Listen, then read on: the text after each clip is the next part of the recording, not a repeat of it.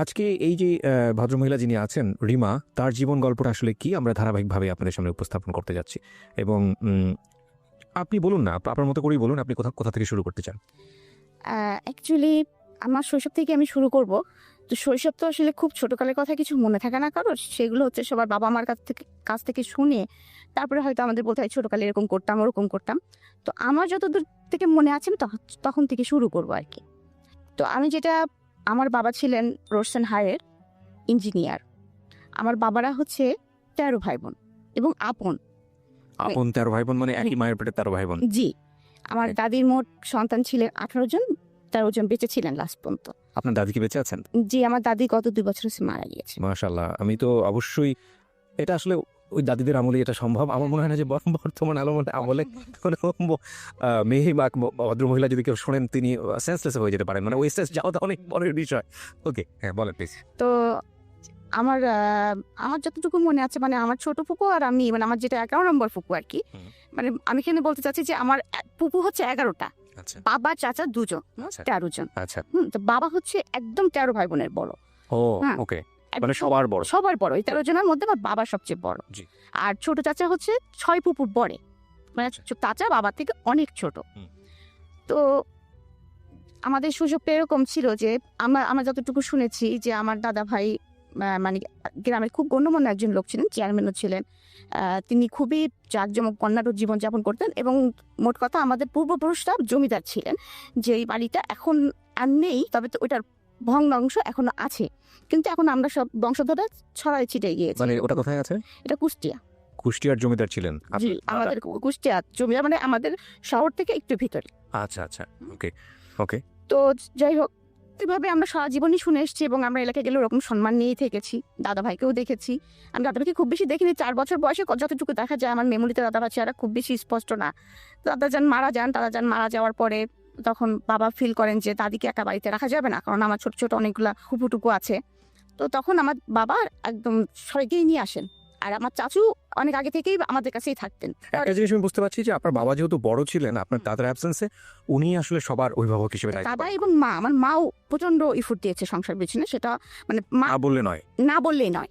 তো বাবা হঠাৎ করে একদিন দেখলাম যে একজন মানে বাসায় হারমোনিয়াম, ডুগি তবলা এরকম নিয়ে আসে। আমি একটু ইন্টারাপ্ট করছি এখানে। সেটা হচ্ছে যে আপনারা কয় ভাই বোন ছিলেন? ও, আমরা 3 ভাই বোন। 3 ভাই বোন ছিলেন? জি। আপনি বড় সবার? না, আমার ভাই বড়, আমি মেজো, ছোট ভাই। আচ্ছা, তো আপনি যে সময় মেমোরি দিয়ে শুরু করলেন, এটা কত বছর বয়স আপনার? এইটা আমার 4 বছর। 4 বছর বয়স, মানে স্কুলে তখনও ভর্তি হননি? মানে তখন স্কুলে যাবো, সেই বছরই হয়তো স্কুলে ভর্তি। আচ্ছা হ্যাঁ, বলুন তারপর।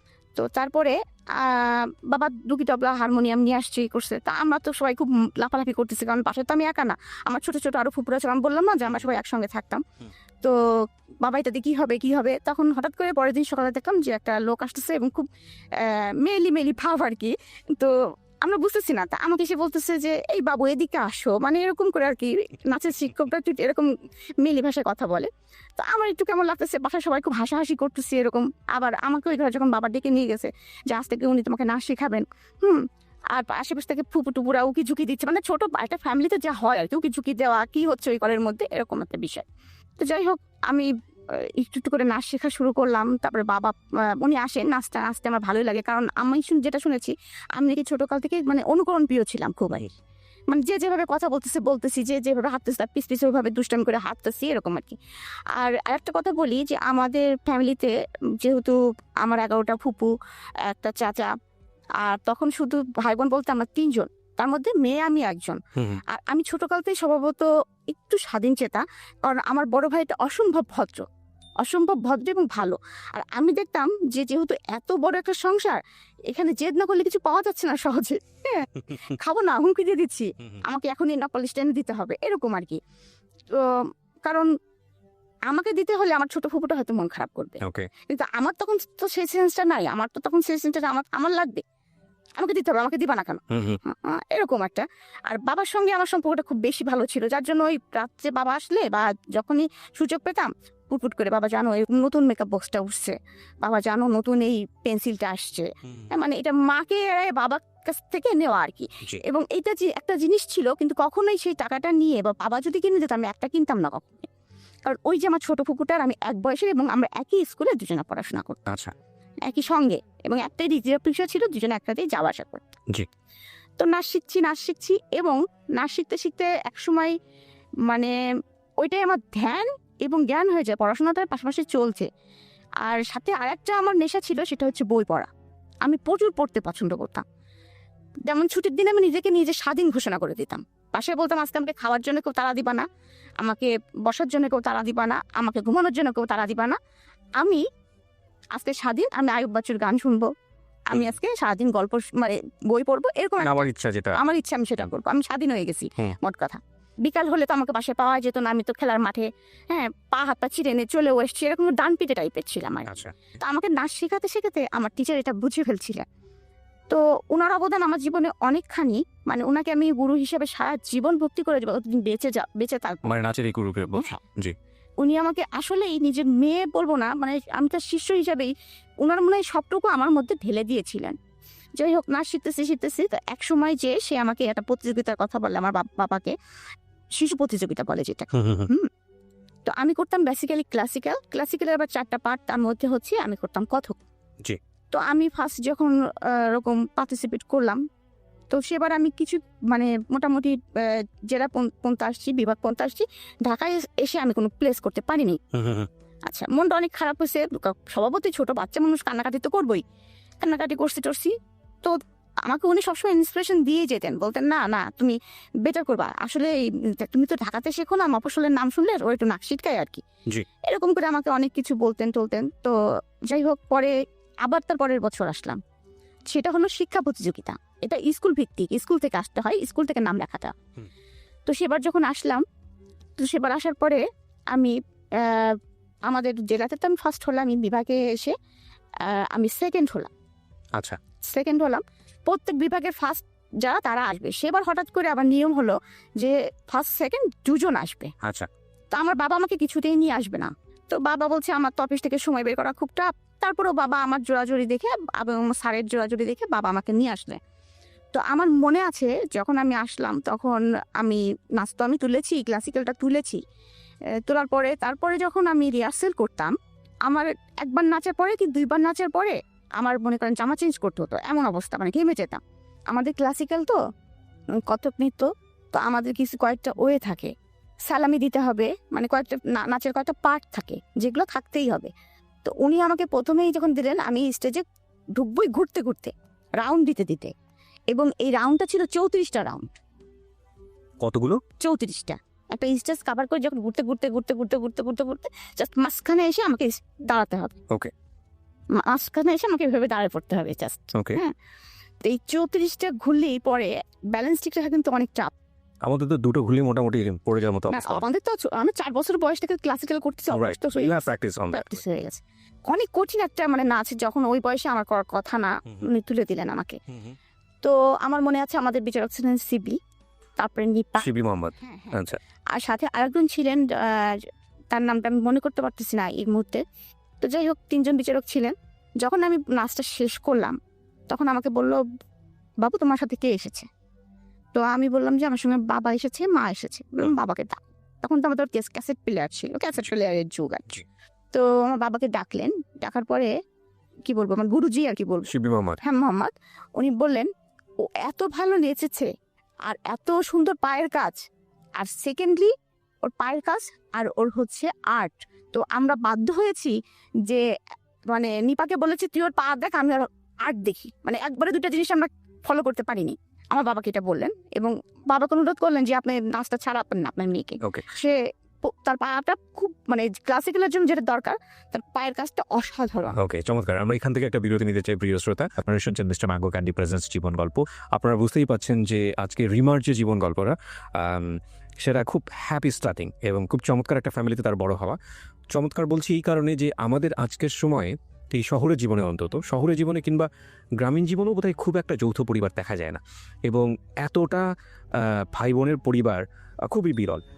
যৌথ পরিবারে বড় হওয়ার একটা মজা হচ্ছে যে সুখ দুঃখ আনন্দ ওখানে খুব হইচই করে ভাগাভাগি করা যায়। প্রাইজ দিলেন এবং আমাকে আমার মনে আছে অনেকগুলি বই দেওয়া হলো। হ্যাঁ, মানে অনেক মানে কি মিনিমাম 22-23 মানে এত বড় একটা বই আমি ছোট মানুষ টেনে আনতে পারছিলাম না। আর আমি একেতেই ছোট মানুষ, আর দেখতে শুনতে তো এমনিই ছোট মানুষ, কারণ আমি লম্বা হই নাই, তারপরে মানে সেই কমপ্লেন খাই নাই, বেড়ে উঠিনি। তো এরকম একটা অবস্থা। যাই হোক, আরো শুকনা ছিলাম তখন। তো আমি স্টেজ থেকে টেনে আনতে পারতেছি না, এটা খুব একটা হাস্যকর ব্যাপার হয়ে যাচ্ছে সবার কাছে। আমার যাই হোক, বাবা আমাকে হেল্প করতেছে, তারপরে তো আমি রূপার মেডেল পেয়েছি, এটাও একটা খুব মানে মজার বিষয়। যখন এলাকাতে গেলাম সম্বর্ধনা হলো, তো এভাবে চলতেছে, আমি নাচ শিখতেছি। তো তখন থেকেই আমার শুরু হয়ে গেল মনের ভিতরে একটা, মানে তখন তো ক্লাস 8-9 উঠেছি কেবল, তো তখন তো আমি একটু বুঝি। তখন কিন্তু আমার একটা মানুষের একটা এম থাকে কিন্তু, যে আমি এই লাইন ধরবো, বা আমি ইঞ্জিনিয়ার হব, বা ডাক্তার হব, বা আমি যাই কিছু একটা হব, আমাকে জীবনে তো কিছু একটা হতে হবে। কারণ আমি দেখে এসেছি ছোটকাল থেকে যে আমার ফ্যামিলিতে আমার চাচু এস্টাবলিশড, খুব ভালো পর্যায়ে আছে, সে জয়েন্ট সেক্রেটারি, এখন হচ্ছে অতিরিক্ত সচিব। তো তখন প্রথম যখন ম্যাজিস্ট্রেট হিসেবে সে জয়েন করছিল, তখন প্রশাসন লাইনে ছিল সে। বাবাকে দেখেছি, বাবা ইঞ্জিনিয়ার। তারপরে আরো ফ্যামিলি আনুষঙ্গিক ফুপাটুপো মোটামুটি একটা নাইস একটা পিয়া। এদিকে কিন্তু একটা বিষয় আমি আপনাদেরকে আর কি অবগত করতে চাচ্ছি, যে আমি নাচ শিখছি বলে খুব স্মুথ ভাবে শিখছি এটাও কিন্তু না। কারণ যতই হোক আমরা বাঙালি family, conservative family, secondly conservative, secondly যৌথ ফ্যামিলি, তারপরে আরেকটা বিষয় হচ্ছে মফস্বলে বাস করি। রাইট, মফস্বলে বাস করি। আর আমাদের যেহেতু যৌথ ফ্যামিলি, সেহেতু মানে 12 রকম মানুষ, 12 রকম মন, 12 রকম কথা। জি। তো এরকম চলতেছে। তো আমার কিন্তু মনের ভিতরে আমার একটা স্বপ্ন, মানে আমার নাচ মানে একটা স্বপ্ন হয়ে গেছে। তো চাচু তখন এই কয়দিনে কি ঘটে গেছে সেটার জন্য চাচু এসে, আর আমার অভ্যাস ছিল চাচুর পিস ঘোরা, আর চাচুর ঘাড়ে চড়ার অভ্যাস ছিল খুব বেশি। তো এই আমাকে ঘাড়ে চড়ায় চাচুর পেটে একটা এরকম ই করে বলতো রেডিও অন। হ্যাঁ, আর আমার তখন শুরু হয়ে যেত আর কি, বাসায় কয়দিনে কি হয়েছে জানতে হচ্ছে, এটা হয়েছে, মা বাবাকে ধরে বকা দিয়েছিল, ভাইয়া এরকম দুষ্টামি করেছিল, কি ছোট ফুপু ফুল আপডেট আপনি দিয়ে দিলেন সপ্তাহে। চাচাকে পুরা দিয়ে দিতাম। ওকে। তো এরকম একটা মজার লাইফ আমার চলতেছে আর কি, খুবই মজার। মানে আমি আসলে আমার ছোট শৈশবটা মনে হয় এখনো মাঝে মাঝে স্বপ্ন দেখি। তো আমার টিচার আমাকে নাচ শিখাচ্ছেন এবং একদিন আমাকে শাস্তি দিলেন, যে তুই যেহেতু এটা 30 বার প্র্যাকটিস করিস নি, তো শাস্তি আজকে সারাদিন তুই নুপুর পরে থাকবি। বললো সারাদিন তুই নুপুর খুলতে পারবি না, খাবি নুপুর পরে, গোসল করবি নুপুর পরে, এবং তোকে 100 বার প্র্যাকটিস করতে হবে। ওকে। কারণ তার আগে আমার নতুন করে একটা প্রোগ্রাম ছিল। ওকে। তো আমিও জেদ হয়ে গেল, ঠিক আছে তাই হবে। হ্যাঁ, তুমি আমাকে বকা দিলা, আমার সবসময় এরকম ছিল, তুমি আমাকে বকা দিলা, তো ঠিক আছে। তা মা এত বলছে তুমি উপর খোলা, আমি না আমি 100 বার প্র্যাকটিস করবো। ওইরকমই মা হয়তো একটু খাওয়াই দিচ্ছে, খাচ্ছি, তারপরে আবার কাছে ছেড়ে আবার প্র্যাকটিস শুরু করতেছি। এমন হলো সারাদিন উপর বেঁধে রাখাতে আমার পা ফুলে গেল। তারপরে তো যাই হোক, পরের দিন যখন আমার টিচার আসছেন, বাবা খুব রেগে গেছেন। তো তুমি এটা কি করছো, আমার মেয়ে পাটা দেখছো তুমি? তা বলে কি আমি মানে উনি তো মেয়েলি ভাষায় কথা বলে, তা বলতেছে ভাই জান আমি তো বলছি কিন্তু ও যে গোসা করে সারাদিন পরে থাকবে আমি তো বুঝতে পারি নাই। তো যাই হোক, কালু মামা বলে যে নিজেই তেল গরম করে আনে, আমার মার কাছ থেকে তেল চায়, নিজে পায়ে মালিশ টালিশ করে। যাই হোক, তারপরে সেবার নতুন করে তো আমি পার্টিসিপেট করলাম এবং আমি 68 মার্ক নিয়ে সেবার আমি 3rd হলাম। আমার সঙ্গে ফার্স্ট হয়েছিলেন শাওন। শাওন মানে হুমায়ুন আহমেদের স্ত্রী শাওন, আমাদের প্রিয় শাওন। ওকে। সো বুঝতেই পারছেন যে আজকের যিনি গেস্ট, তার কালচারালি মানে শৈশবে একটা শক্তিশালী ব্যাকগ্রাউন্ড আছে। ইনফ্যাক্ট হ্যাঁ, বলেন প্লিজ। তো তখন থেকে আমার মনের ভিতরে ইচ্ছা যে একটা পর একটা যখন অ্যাচিভমেন্ট করতেছি আমি, যে আমার তখন থিম হয়ে গেছে যে আমি নৃত্যশিল্পী হব। এবং এটা হতে হলে কি করতে হয় সেটাও আমি জানি, যে মানে বুঝতে পারতেছি, বিভিন্ন জায়গা থেকে শুনতেছি যে ইন্টারমিডিয়েট পাস করব, আমাকে ইংরেজে আমি একটা কোর্স করব, বা আমি রবীন্দ্র ভারতী যে ভার্সিটি আছে ওখানে আমি অ্যাডমিট হব, এরকম একটা মনের মধ্যে একটা স্বপ্ন বুঝাচ্ছি। এর মধ্যে আমার বাবা ট্রান্সফার হয়ে কুষ্টিয়ায় চলে আসে। কুষ্টিয়ায় চলে আসার পরে কিছুদিন আমরা ভালোবাসা থাকি, কারণ আমরা অনেক মানুষ ছিলাম, আমাদের হতো না। তারপরে বাবা ওখানে আবার জায়গা কিনে, আমাদের কুষ্টিয়া যেহেতু হোম ডিস্ট্রিক্ট, তো সেখানে বাবা আবার জায়গা কিনে বাড়ি করে ফেলেন, একবারে দোতলা বাড়ি করেন। যখনই বাবা বাড়িটা করেন তখনই হচ্ছে এমন অবস্থা হয় যে আমরা তো ছিলামই, আমার ফুপু টুপু আমার দাদি ছিলামই। তো গ্রাম সাইডে যেসব ফুপুদের বাড়ি ছিল, তাদের ছেলে মেয়েরাও সবাই যারা কলেজে ভর্তি হলো সবাই আমাদের বাসায় এসে উঠার পরে তখন হচ্ছে আমি ক্লাস 10-এ অলরেডি উঠে গেছি। 10-এ ওঠা মানে আমার তখন প্রায় 15 বছর বয়স, একেবারে ছোট না, মানে ছোট না বলতে কি একটু বোঝা শুরু করেছি যে আমি একেবারে ছোট না। আমাদের সিস্টেম ছিল দোতলায় আমরা মেয়েরা থাকতাম, আর নিচতলায় হচ্ছে সব ছেলেরা থাকতো আর কি। তো পাশাপাশি যেহেতু মানুষ এভাবে চলছে, কিন্তু এখন আমি যেটা বলবো সেটা হচ্ছে যে আমার কৈশোরে পদার্পণ যেটা বলবো আর কি। জি, বয়সন্ধিকাল। বয়সন্ধিকালে হচ্ছে যে আমি যে খুব সুন্দর, আমি যে অমক বা আমি তমক, এরকম কমপ্লিমেন্ট কখনো আমাকে ফ্যামিলি থেকে দেওয়া হয়নি। কখন উল্টো আরো কমপ্লিমেন্ট পেতাম যে শর্ট এর কখনো বিয়েই হবে না, লম্বা হতাম না যেহেতু। আর যেহেতু ওই যে ডান পিঠে স্বভাবটা ছিল, তার জন্য আমি কিন্তু আমার গায়ের রং কিন্তু 2 ভাগ থেকে চাপা। তো স্কুলে যেতাম যখন, তখন দেখতাম যে কিছু কিছু ছেলেরা সাইকেল নিয়ে পিস পিস যাচ্ছে। তো মজাই লাগতো আর কি, মজা লাগতো কি রে এই ছেলেটা পিস পিস আসে কেন। আবার এমনও আছে কোনোদিন এসে হয়তো বলেও দিতাম বাসায় যে তারা জানিস যাচ্ছিলাম আমাদের পাড়ার অমুক ছেলেকে দেখলাম, মানে ফুপাতো ভাই তো মেলাগুলায় বাসায়, আমার ভাইকেও বলতেছি, আমার ফুপাতো ভাইদেরকেও বলতেছি যে তারা আবার কি করছে, দেখা যায় যে তাকে যায় শাসায় খেয়ে আসছে, তুই আমার বোনের পিস পিস গেছিস কেন। এটা হয়তো বা আমি জানিও না বা আমার বাবাও জানে না। তো এইভাবে চলতেছে। যাই হোক, ওই সময় আমার তখনও স্ট্যান্ড বাই 2 ফুপুর বিয়ে হয় নাই। তো আমাকে নিয়ে প্রচন্ড ঝামেলা শুরু হলো। মানে আপনার পিছে এরকম ভাবে হ্যাঁ, আমার পিছনে এ পাড়া ছেলে লেগে গেল, ও পাড়া ছেলে লেগে গেল।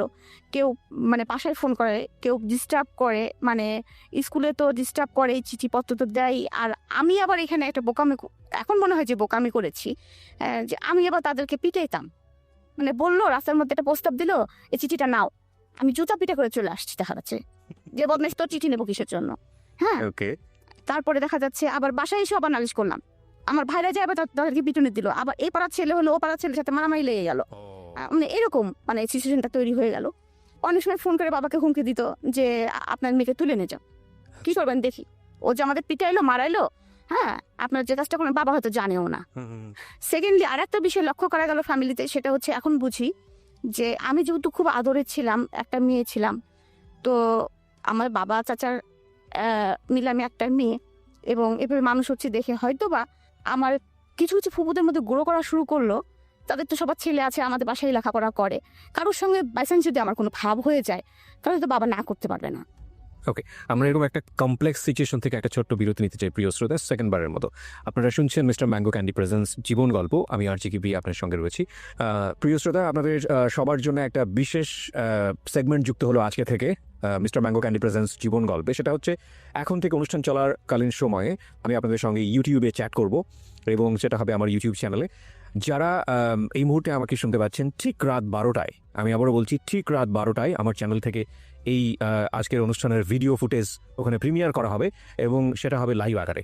সো আপনারা যারা আমাদের এই অনুষ্ঠানে শুনছেন, যারা সরাসরি গেস্টের সঙ্গে কথা বলতে চান কিংবা আমার সঙ্গে কথা বলতে চান, চলে আসুন আমার ইউটিউব চ্যানেলে। অনুষ্ঠান চলাকালীন সময় আমি আপনাদের যত রকমের কোয়ারি আছে, যা রকমের মন্তব্য আছে, সব কিছু পড়বো এবং আমি রিপ্লাই দেবো ওখানে। আমার ইউটিউবের ঠিকানা হচ্ছে www.youtube.com/RJKibriya.FM। আমি আবারও বলছি www.youtube.com/RJKibriya। বাবা আমাকে একদিন ডেকে বললেন যে মা, তুমি কারোর সঙ্গে এত ক্লোজ হো না, তুমি তো সবার সঙ্গে খুব বেশি মেশো, হ্যাঁ তুমি একটা জিনিস মনে রাখবা যে তোমার নিজের ভাই আছে, এখানে তোমার কেউ আপন ভাইয়া না। আর তুমি যদি রাস্তার একটা ছেলে ধরে নিয়ে আসো মা, সেটা আমি মেনে নিব, কিন্তু তুমি যদি আমার কোনো আত্মীয়তার সঙ্গে আত্মীয়তা করো, তাহলে আমি সেটা মেনে নিব না। কারণ তুমি এখন বড় হয়েছো মা, তোমাকে এই কথাটা আমার বলা প্রয়োজন। কারণ আমি জানি তুমি তোমার মার সঙ্গে, আমি মার সঙ্গে কখনোই তেমন ফিল ছিলাম না, এখন ফিল করি যে মা কি জিনিস। হ্যাঁ, তখন কিন্তু হয়েছে কি, মা তো সারাদিন কাজে ব্যস্ত থাকতো, মার কাছে বকাটাই খেতাম বেশি আর কি, ওই জন্য মাকে ভালো লাগতো না, বাবা তো আদর দিত, বাবাকেই ভালো লাগতো আর কি, যেটা স্বাভাবিক যেটা হয়। তখন মা হচ্ছে ভিলেনের রোলটা পালন করতেছেন, কারণ মা শাসন করেন। তো তখন আমি হচ্ছে এমনকি আমি রাগ হলে, মার উপরে রাগ হলে মাকে বলতাম তুমি আমার মা না, তুমি আমার খালা। এমনকি একদিন ফকির আসছে, আমার আবার খুব ফকির ভিক্ষা দেওয়ার স্বভাব ছিল, রাস্তায় আপনার মানে কোনো রিক্সাওয়ালাকে দেখলে, মানে একটু বুড়ো মতো রিক্সাওয়ালা দেখলে ব্যাগে যা থাকতো দিয়ে দিতাম। মানে আমার এখনো সেই স্বভাবটা আছে, যার জন্য আমি অনেক বকাও খাই, এখনো সেই স্বভাবটা আমার আছে। তো যাই হোক, এরকম একটু মায়া দয়াপূর্ণ লোক ছিল, মানুষ ছিলেন, যেমন যেদি ছিলাম অপর দিকে এই দিকটা ছিল আর। তো যাই হোক, এর মধ্যে আমার ফ্যামিলিতে খুব এটা নিয়ে খুব হইচই চলতেছে, বাবা ট্যাকেল দেওয়ার চেষ্টা করতেছে, পারতেছে না। এদিকে ফুপুরা বলে কি আমার ছেলে তো এরকম ভালো পাস করতেছে, আমার ছেলের সাথে বিয়ে দিয়ে দাও। ও বলে যে না ঠিক আছে মিয়া ভাই, নাচটা বন্ধ করে দাও, এরকম। আবার বিভিন্ন জায়গাতে বিয়ের প্রস্তাব আসে, এদিকে আবার হুমকি আসে। ইন্ডিপেন্ডেন্ট টাইম একদিন আমি তখন ফার্স্ট ইয়ারে পড়ি, তো আমি রিক্সায় করে আসতেছি। Honours first year? হ্যাঁ, অনার্স না, আমি ইন্টারমিডিয়েট ফার্স্ট ইয়ার। হ্যাঁ, তখন অনলি আমার 16 বছরে পা দিয়েছি আমি। তো আমি কুষ্টিয়া সরকারি কলেজে পড়তাম। জি। তো আমি কলেজ থেকে আসতেছি দুপুরের টাইম, একটু নিরিবিলি, 3:30 বাজতো আমাদের ক্লাস শেষ হতে হতে। আমার ছোট ফুপুর আমি একসঙ্গে যেতাম, সেদিন ছোট ফুপু আর যাননি কি কারণে, যে কোনো কারণে হোক। তো হঠাৎ করে আমার পিছনে একটা ছেলে ঘুরতো এরকম, আমি নামটা এখন বলতে চাচ্ছি না। তাকে দেখে যে আমার কখন ভালো লাগেনি এটা কিন্তু বললে মিথ্যা কথা বলা হবে। মানে আমি তার আপনি পুরো গল্পটাই আসলে শুনতে চাই। গল্পটা বলি এরকম, সে ছেলেটা আমার সাথে পড়ছে স্কুলে, আচ্ছা, একই ক্লাসমেট, একই ক্লাসমেট, একই পাড়ায় বাড়ি, পাশাপাশি বাড়ি আমাদের। হ্যাঁ, তো ওরা অনেকগুলি ভাই, তো আমাদের সাথে সম্পর্ক ছিল খুব ফ্যামিলিগত আর কি। হ্যাঁ, তো ও যখন তখন আমাদের অবজেক্টিভের যুগে পাশ করা, অনুপম নামে একটা গাইড ছিল। হ্যাঁ, তো একদিন আমাকে বলতেছে রিমা তোর কাছে অনুপম গাইড আছে? তো আমি বললাম যে হ্যাঁ আমি এটা কিনেছি। হ্যাঁ, তো আমাকে কাছে ওই গাড়িটা নিয়ে যাওয়ার পরে দুদিন পরে গাড়িটা যখন ফেরত দিল, আমাদের একটা চিঠি দিল। তো চিঠিটা দেওয়ার পরে চিঠিটা পড়লাম, পরে আমি তো চিঠি তো একা পড়ি নেই, চিঠিটা মানে বইটা খুলতে চিঠি খুলে এমন একটা জিনিস আছে দেখিস পাড়ার ছেলে, কিন্তু আমি আমার ছোট বউটা একদম বান্ধবী। হ্যাঁ, দেখ মানে তার নামটাই আর কি বলে ফেলতে যাচ্ছিলাম আর কি। তো ও আমাকে এরকম চিঠি দিয়েছে, দেখি কি লিখেছে, যখন ওই বয়সে যেটা হয় আর কি। দুইটা চিঠি দিয়েছে, তার মধ্যে আর্টও করেছে, দুইটা পায়রা একটা লাভ নিয়ে উঠে চলে যাচ্ছে আর কি, এরকম কিছু আর কি। হ্যাঁ, তো ভালোবাসা না ভালো লাগা না, কিন্তু বিষয়টা হচ্ছে পেটের মধ্যে প্রজাপতি কিন্তু উঠতেছে, মানে একটু ভালো লাগা তো তখন বুঝি আর কি। যাই হোক, তখন ওই পর্যন্ত আমি তখন ওকে বলতেছি কি, তো একদিন আমাকে জিজ্ঞেস কর, মানে ওই ছেলেটা সরাসরি আমাকে জিজ্ঞেস করেন, সবসময় তো মাঠে খেলাধুলা হচ্ছে, দেখা সাক্ষাৎ হচ্ছে, তখন বলতেছে কি তোকে চিঠি দিছিলাম, চিঠিটার উত্তর দিলি না। তা আমি বললাম চিঠির উত্তর দিয়ে কি তুই জুতার বাড়ি খাবি? ভাই শুনলে তোরা কি করবে তো জানিস? মানে ওর বড় ভাই আর আমার বড় ভাই আবার একদম জানে দোস্ত। তখন আমি বলতেছি কি ভাই শুনলে তোকে কি করবে জানিস? আমি লিটন ভাইকেও বলে দেবে কথা, আমার ভাইকেও বলে দেবে কথা। তখন ও বাচারি আমার পিছনে এরকম ঘুরতেছে, আমি কোনো পাত্তা দিচ্ছি না, কিন্তু ভালো লাগাটা কিন্তু আমার ভিতরে আমার একটু আছে যে ভালো লাগতেছে। ও যখন পিছন ঘুরে বা আমার বাসার সামনে দিয়ে যায় তখন কিন্তু আমি ছাদে উঠি, দেখি যাচ্ছে, এরকম আর কি। আপনার ভিতরে একটু ভালো লাগে কিন্তু আপনি সেটা বুঝতে দেন না। হ্যাঁ, বুঝতে দেন না, কিন্তু ওই ভালো লাগাটা কি ভালোবাসা আমি এটা তখনও বুঝি নাই। আচ্ছা, ইন্টারমিডিয়েট ফার্স্ট ইয়ার। হ্যাঁ, ইন্টারমিডিয়েট ফার্স্ট ইয়ার, বুঝতেছি না এই বিষয়ে কোনো, তখন তো মোবাইলের যুগও না, কিছুই না, তখনকার যুগটাই ছিল তো এরকম যে একটু চোখে দেখা দেখি হলো, একটু গোপনে হয়তো একটু বাগানে দ্বারা একটু কথা হলো, এই তোমার এই চিঠিটা এই টাইপের আর কি পরিবেশ শুরু হয় না। তারপরে আমরা যৌথ ফ্যামিলিতে বিলং করি, রাস্তার দিয়ে হাঁটতে গেলেও দেখাচ্ছে কোনো না কোনো ভাইয়ের সাথে দেখা হয়ে গেছে, একটু তার সাথে কথা বলছিলি, এরকম একটা অবস্থা। তো আমাদের তো কোনো রকম স্বাধীনভাবে কোনো কিছু করার পরিস্থিতি নাই। তো যাই হোক, এরকম পরিস্থিতি চলতেছে, এইদিকে আবার আমার হঠাৎ করে বাসার মধ্যে এরকম চলতেছে, হঠাৎ করে ওই ছেলেটা ভালো ছিল লেখাপড়ায়, কি হয়েছে কোনো সঙ্গ দোষে বা কোনো কিছু কারণে একটু খারাপ হয়ে যায় মানে শুনতাম আর কি, নেশা টেশা করে। আমি যখন ম্যাট্রিক পরীক্ষা দিয়েছিলাম তখন ওরা ম্যাট্রিক পরীক্ষা দেওয়ার কথা ছিল, কিন্তু দেয়নি, এনিহাও সে কেন কারণে দেয়নি। তো যাই হোক, কিন্তু আমার পিছনে ঘুরতোই, তা আমি মাঝে মাঝে বলতাম যে তুমি ম্যাট্রিক পরীক্ষা দিলা না, তুমি করলা না, তা তুমি হচ্ছে আমার পিছনে ঘুরো কি করে, তুমি তো এখন আমার জুনিয়র হয়ে গেছো। তো এই কথাগুলো কিন্তু মার কানে বাবার কানে প্রতিনিয়ত যাইতো, যে ও আমাকে এরকম খুব ডিস্টার্ব করতো। এবং আমি তখন কিন্তু অলরেডি বোধ বুদ্ধি হয়ে গেছে যে না, এরকম করা যাবে না। হ্যাঁ, কারণ ও যেহেতু ম্যাট্রিক পরীক্ষা দেয়নি, খারাপ ছিল, যে সাথে মিশে গেছে, ভালো লাগাটা আমার দূর হয়ে গেছে, সোজা কথা, আর ভালো লাগাটা নাই। তো তখন একদিন আমার মা ওকে যে বলতেছে যে তুমি যে ওকে এরকম হুমকি তামকি দিচ্ছ, তুমি কি জানো বাবা, তুমি যে এমনি তোমাদের সাথে আমাদের খুব ভালো একটা সম্পর্ক, সেকেন্ডলি তোমার সাথে আমার মেয়ে বেঁধে তুমি কি পারবা? তুমি ওর থেকে ছোট ক্লাস, তুমি লেখাপড়া করোনি, তারপরে তুমি যে মস্তানি হস্তানি করে বেড়াও। আর আমার মেয়ে জুতা কটা কতগুলো জামা তুমি জানো? ও কতগুলো জুতা পরে, কতগুলো জামা পরে, ও কোনো জামার সাথে ম্যাচিং করে ছাড়া জুতা স্যান্ডেল জামা পরে না। তুমি তো এগুলো পারবা না বাবা, তুমি খালি খামাখাওকে কেন ডিস্টার্ব করতেছো? ও তুমি অ্যাফোর্ড করতে পারবা না। যাই হোক, আমার মা এই ডায়লগটা মনে হয় সবাইকে দিতেন, যে ফোন করতো তাকেই মনে হয় ডায়লগটা দিতেন। এটা একটা মজার বিষয় যে আমার জুতার খরচকে অ্যাফোর্ড করতে পারবে না। হ্যাঁ, কারণ আমার জুতার প্রতি খুব দুর্বলতা ছিল, প্রচুর জুতা কিনতাম। যাই হোক, তো এরকম একটা পরিস্থিতি, কলেজ থেকে আসতেছি আমি, আসার পরে আপনাকে কি বলবো আর কি, হঠাৎ করে কয়েকটা ছেলে আমার রিক্সাটা ঘিরে ধরে, মানে আমি যেটা একদম অপ্রস্তুত ছিলাম, এবং পরে দেখি ও আছে সাথে। তো অনেক কথা কাটাকাটি হচ্ছে ওর সাথে আমার। ও বলতেছে তুই এখনই যাবি আমার সাথে, তোকে এখনই বিয়ে করবো, তুলে নিয়ে যা বিয়ে কর, দেখি কার ক্ষমতা কে ঠাতায়। আমি বলছি কেন তোমার সঙ্গে আমি যাবো, তুমি কেন আমাকে বিয়ে করবা, আর তুলে নিয়ে বিয়ে কর, তোমার বিয়ে করতে হলে আমার বাসায় আসো, খালাম্মাকে বলো। হ্যাঁ, এরকম বলতেছি যে, আর আমি তো এখন বিয়ে করবোই না, অসম্ভব, আমার সামনে ইন্টারমিডিয়েট পরীক্ষা, আমার একটা লাইফ পড়ে আছে, আমি তখন বিয়ে করবোই না, তুমি তো বললে হবে না, আমি তোমাকে কোনোদিনও বলিনি যে আমি তোমাকে ভালোবাসি বা এরকম, তুমি আমাকে বলেছো, আমি কিছুই বলিনি তোমাকে, তুমি তো আমাকে ভেবে ফোর্স করতে পারো না। ওর সঙ্গে আমার খুব মানে কথা কাটাকাটি হচ্ছে। এর মধ্যেই ও দেখি কি পিছন থেকে একটা পিস্তল বের করে হচ্ছে। এখন ওইটা অরিজিনাল কি নকল আমি আই ডোন্ট নো, তখন তো চিনি না পিস্তল। ওইটা আমার সরাসরি মাথায় টাকায় বলতেছে, হয় আজকে তুই মরবি, নাহলে আমি মরবো, যে কোনো একজন মরবে। মানে সেই একদম বাংলা সিনেমা মোটামুটি আর কি, যদিও বাংলা সিনেমা, কিন্তু তবুও ওইটা আমি মানে রিলাইজ করতে পারতেছি যে আমি কি মুভমেন্ট আছি। যাই হোক, ওরকম যখন রাস্তার মধ্যে বিতর্কটা চলতেছে, তখন আমাদের মানে আশেপাশে যে যায় না কিছু ছেলে পেলে, ওরা দেখছে যে আপুর সাথে এরকম হচ্ছে। তো তারপরে এরকম ওরা আবার আমাদের বাসায় চিনতো, আমাদের বাসায় যে খবর দিয়েছে, বলছে রিমা আপুকে কতগুলো ছেলে এরকম পিস্তল ধরছে এবং তাকে কোথায় যেন নিয়ে যাচ্ছে। তো এই কথা শোনার পরে সঙ্গে সঙ্গে মা তো ভাইয়াকে বলছে, বাসায় হইচই পড়ে গেছে, বাবা বাসায় ছিলেন না। কথা প্রসঙ্গে মা কিন্তু বুঝতে পারছে এটা দ্বিতীয় কাজ হতে পারে। তো মা সঙ্গে সঙ্গে আমার বড় ভাই এবং লিটন মানে বড় ভাই দুজনে বলছে দেখি কোথায় আছে, দাঁড়ান বাকালাম, আপনি টেনশন করেন না, ওর এত সাহস হয়নি যে এরকম করবে। আর ও কি করেছে, আমাকে নিয়ে যে আমাদের কুষ্টিয়ায় একটা বাঁধ আছে, বেরিবাঁধ, আমরা রেণুকের বাঁধ বলি, ওখানে নিয়ে যে আমাকে বসিয়ে রেখেছে যে তোকে আমাকে বিয়ে করতে হবে। তা আমি বললাম কি বাঁধের মধ্যে এসে আমি কি বিয়ে করবো নাকি, তুই আমার এখানে বসায় রাখছিস কি জন্য ভাই? হ্যাঁ, তো বলতেছে না আমার বন্ধুরা গেছে কাজী ডাকতে, আমাকে যেখানে যেতে বলবো ওখানে যাবো, তোর সাথে আমি বিয়ে করবো আজকে। তা আমি চুপচাপ বসে আছি, হাসতেছি মনে মনে, কারণ আমি জানি যে এটা হয়তো বা কখনোই ও পারবে না, কারণ আমার বড় ভাই আছে এবং তার বড় ভাই যেটা আছে শুনলোকে মেরে ফেলবে, যত মস্তানের হোক না কেন, ফ্যামিলিকে একটু সবাই ভয় পায়। তো আমি ওই আধা ঘন্টা মতো এরকম আমাকে বসিয়ে রেখেছে, আমি বসে আছি কলেজ ড্রেস পরাই, ওরকম জামা কাপড় পরায় বসে আছি। তো এর মধ্যে তো ওর ফ্রেন্ড সার্কেল দিয়ে আমার ভাইরা বের করে ফেলেছে যে ডিমাকে নিয়ে কোথায় গিয়েছে তোরা এটা আমাদেরকে বল। বড় ভাইরা বললে তো অনেক সময় ছোট ছোট ভাইরা না বলতে পারে না, তখন অনেকেই বলে দে ফ্রেন্ড সার্কেল, ওদের ফ্রেন্ড সার্কেলের মধ্যে বলছে যে হ্যাঁ এরকম একটা প্ল্যান করতেছিল, আজকে রিমাকে ধরবে যদি সুযোগ পায়, তো ওকে মনে হয় সম্ভব রেণুক বাঁধে নিয়ে গিয়েছে, ওখানে মনে হয় বাঁধের বাদে মানে নদীর পাশেই বসে আছে মনে হয়। হ্যাঁ, ওকে রাজি করানোর চেষ্টা চলছে। আসলে ভাই এরকম কিছু না, ও যদি চাপে পড়ে হ্যাঁ করে দেয়, মানে এরকম একটা কিছু বলছে আর কি। তো আমার ভাই এবং সেই ওর বড় ভাইও, আমি দূরে থেকে দেখতেছি ওরা হেঁটে আসতেছে। তো আমি তো একদম তখন আরো রিল্যাক্স হয়ে গেছি যে ভাইরা তো আসতেছে। আর ওরা ওদের ভাইদের দেখে পিছন থেকে পিস্তল তখন আর কোনো নাই, তখন পিস্তল মিস্ত্রি সহকারে যার যার মতো সে পাশের দৌড় মারছে আর কি। 2-3টা ফ্রেন্ড ছিল, সে ছিল, তখন আর তার ফুটানি শেষ। যাই হোক, তখন থেকে আমাকে নিয়ে গেল বাসায় নিয়ে যাওয়ার পরে আরো পরিস্থিতি খারাপ হয়ে গেলো, বাবার মাথার মধ্যে এই জিনিসটা গেঁথে গেল। হ্যাঁ, একদম গেঁথে গেল, মানে মা তো প্রচন্ড ভীতু হয়ে গেলেন, না জানি এরকম অ্যাক্সিডেন্ট আর একদিন হলে কি হবে।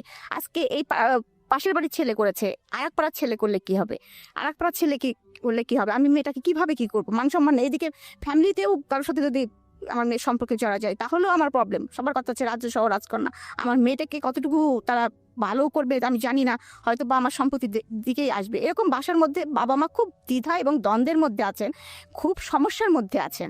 মানে তারা আমাকে নিয়ে, আমি এখন ফিল করি, তখন তো অত কিছু মেশে জানতাম না যে কেন আমাকে বিয়ে দেওয়া হচ্ছে, কি বৃত্তান্ত। এর মধ্যে হঠাৎ করে আমার কলেজ থেকে দেখে আমার বাসায় বিয়ের প্রস্তাব পাঠানো হয়। তো আমার বাবা তখন খুব টেনশন করতেছেন, মা খুব টেনশন করতেছেন, এখন সলিউশন কি? এই টাইমে তোমার নাচটাও বন্ধ হয়ে গেছে। আমি কিন্তু মানসিকভাবে তখন কিন্তু খুবই মানে খারাপ পরিস্থিতির মধ্যে দিয়ে যাচ্ছি, কারণ আমাকে বাসা থেকে বেরোতে দেওয়া হচ্ছে নয় কারণের পরে। সেকেন্ডলি আমার নাচটা বন্ধ হয়ে গেছে, যেটা আমার অ্যাম্বিশন, মোট কথা যে আমার প্রথম ভালোবাসা, my first love is my নাচ, সেটা আমার বন্ধ হয়ে গেছে, যেটা আমার ধ্যান জ্ঞান যেটাই বলেন। মানে আমার তখন মানসিক পরিস্থিতি খুব খারাপ, একটুতেই চিল্লাপাল্লা করি, বাসায় হইচই করি, মানে অনেক কিছু। তো একদিন এরকম বাবা মাও খুব চিন্তিত এরকম হঠাৎ করে। তো আমি একদিন বলতেছি কি যে বাবা এইসব থেকে বেরোনো যায় কি করে, তুমি আমাকে অন্য কোথাও পাঠা দিতে পারো না এই শহর থেকে? আমার না ভালো লাগে না, বাসার মধ্যে বন্দি জীবন ভালো লাগে না, আমার নাচ বন্ধ হয়ে গেছে, তুমি কি পারো না আমাকে কোথাও একটু মানে নিয়ে যেতে বাবা? আমার আসলে খুব খারাপ লাগে, আমার নাচ ইচ্ছে করে। মানে বাসার মধ্যে আমি তখনও কিন্তু নাচি, মাঝে মাঝে মন খারাপ হলে নাচি, কিন্তু আমি তো আর সেভাবে বাইরে পারফর্ম করতে পারছি না। আমি ঢাকায় আসতে পারতাম না, আমার দেখা যাচ্ছে মাসে একটা করে প্রোগ্রাম থাকো, কোনো সময় 3 মাস পরে একটা করে প্রোগ্রাম থাকতো।